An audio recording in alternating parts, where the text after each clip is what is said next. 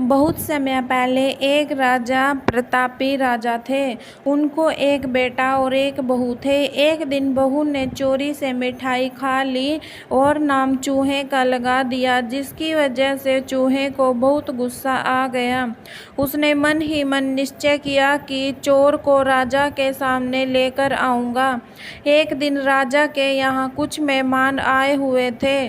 सभी मेहमान राजा के कमरे में सोए हुए थे। बदले की आग में जल रहे चूहे ने रानी की साड़ी ले जाकर उस कमरे में रख दिया। जब सुबह मेहमान की आंखें खुली और उन्होंने रानी का कपड़ा देखा तो हैरान रह गए।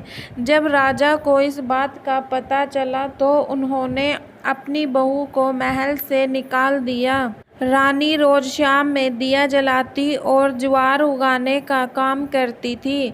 रोज पूजा करती, गुड़धानी का प्रसाद बांटती थी। एक दिन राजा उस रास्ते से निकल रहे थे तो उनकी नज़र उन दियों पर पड़ी। राजमहल लौटकर राजा ने सैनिकों को जंगल भेजा और कहा कि देख कर आओ वहाँ क्या चमत्कारी चीज़ थी। सैनिक जंगल में उस पीपल के पेड़ के नीचे गए। उन्होंने वहां देखा कि दिए आपस में बात कर रहे थे। सभी अपनी अपनी कहानी बता रहे थे। तभी एक शांत से दिए से सभी ने सवाल किया कि तुम भी अपनी कहानी बताओ।